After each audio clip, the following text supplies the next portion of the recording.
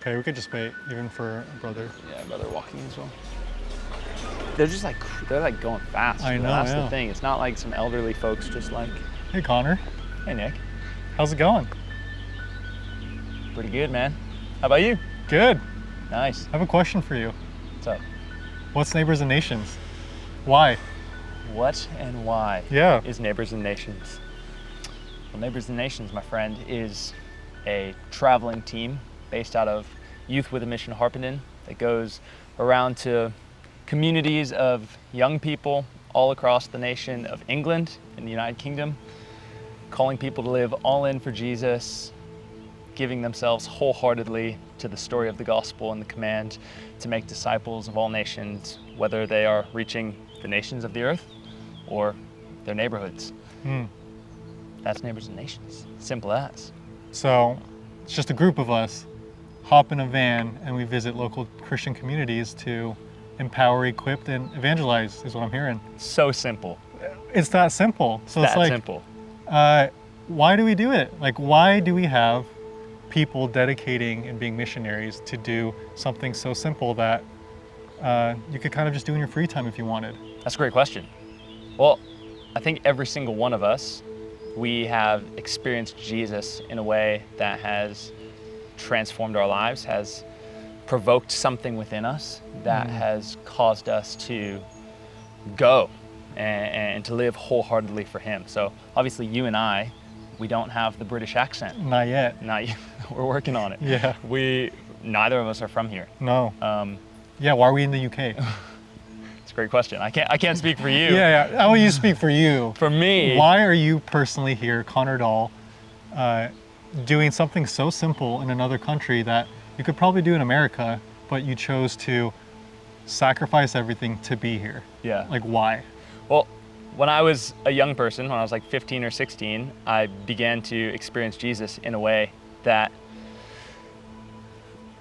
changed my life. And it's hard to put language to it, but it began to change my life, and I began to experience Him, and I wanted to live wholeheartedly for Him.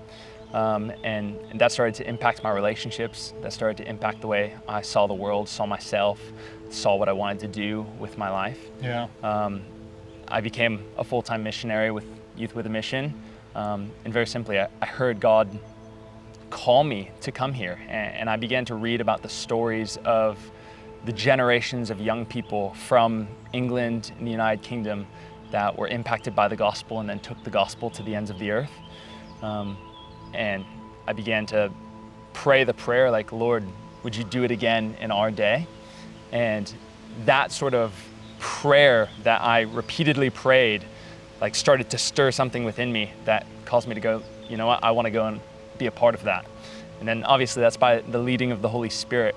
But the stories that stirred me, and even what I experienced in my own life, it was that simple story of young people who were moved by the gospel, were encountering Jesus. They just decided to do something.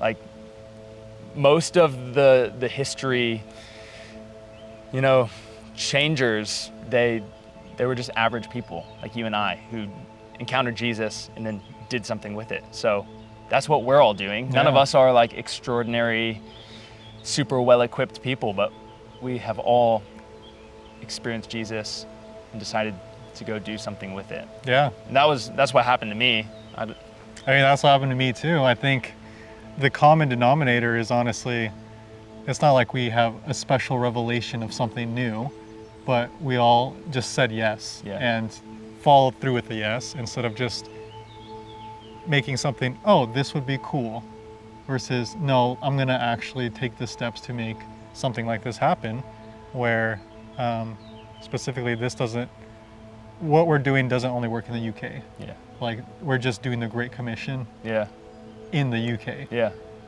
So it's, even for the people who are listening, like, what are some steps that they could start to travel, spread the gospel with their friends, Yeah. like, go to churches, hold meetings where people, like, create a place of encounter? Yeah. Like, what do you need to do to be able to do that? Yeah. Yeah. I mean, for me, when I was 15 or 16, like I said, I started to encounter Jesus, and that pretty naturally began to impact my relationships. And I started gravitating towards other people who wanted to encounter Jesus and get to know Jesus more. And so I started hosting Bible studies. I started meeting up with people to pray, to talk about Jesus, to talk about the scriptures. And over the last 10 years of following Jesus, that has kind of grown and grown. And wherever I've gone, it's the simple initiation of like gathering people around the gospel. And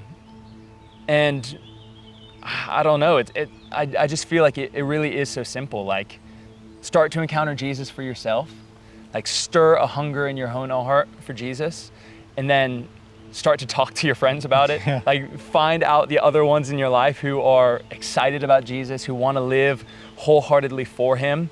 Begin to pray together, begin to study the scriptures together, read about the life of Jesus, read about the early church, and then like take Jesus's word and then put it into practice in your own life. Like he says, go into all of the nations and make disciples, teach them to follow me, to obey me, like baptize them in the name of the Father and the Son and the Holy Spirit, and he's with you always. Like, that is the simple promise of Jesus, that he's with us as we obey him and as we begin to live missionally wherever we are. And I think it takes the initial bold step of, I hear Jesus's call, and I'm gonna do something about it. Yeah. And it might look like jumping into a van with a bunch of your friends and traveling to a neighboring city, or going to a conference or something like that to encounter Jesus, or to go out and do something missionally with your friends. Yeah. But it could look just as simple as like grabbing two or three people who love Jesus, and just saying like, you know what, let's go after God together and let's see him impact the people around us. It doesn't need to be complicated. No. It doesn't need to have a 5-year plan, and it doesn't need to have a 3-step strategy. At least that's what I've seen in my life. I know you were a part of a community back in America that had a really high value on pursuing the presence of God. Like, what was that like for you and your friends as you began pursuing Jesus, or in your life of pursuing Jesus? Yeah. I think it's cool that once you encounter God, you just want to talk to someone about it. Yeah. Of like, this was so cool, this revelation I had. And then you'll notice that like the people who are chasing the same things, all of a sudden somehow come together, like naturally. Everyone is going the same direction. And I think it's finding the same people who are serious about like, oh no, like I actually want to live this out. And then finding out like, oh, I'm not friends with you because of personality or certain things that like, I wouldn't pick you as a friend, but because we're after, like, come on. There's some people that you're like, I probably wouldn't be friends with you, but because Jesus is such the core like focus of why we're together, I've been able to grow in friendship with you because like, wow, like we both are in love with Jesus and we're all chasing the same thing. Let's do it together. Yeah. And then you realize like, oh wow, like community is actually really easy when the main thing is the main thing. Yeah. And it's a lot more natural, good things happen, and you don't have to be like equipped, so to say. Yeah. You just have to be in love with Jesus, and then things just happen. And I think one of the things that we've been seeing as we travel all around England is that like those who love Jesus and are wanting to live all in for him, like they're not alone. Yeah. And especially the young people. It's like you see the media, you read the news, and it's all that like Christianity is declining. It's, all this bad stuff. But I've seen with my own 2 eyes, you've seen with your own 2 eyes, like Jesus is, like moving in the lives of young people Very in England. active. And like the young people who love Jesus in this nation, they are not alone. No. And it's so easy to feel isolated, but as Jesus said, like the harvest is ripe. Yeah. And there's so many other people in this nation who are wanting to follow after Jesus and do the thing, to obey him, to follow him, to live all in for him. Yeah. And we've seen young people in the north, in the south, in the east, and the west of England who are all like just with burning hearts going after him and wanting to apply his words and reach the people in their area. It's so cool. Yeah. Like, that is so cool. So you're not too much, you're not weird. There's people out there just like you who want the same things you want. And cut.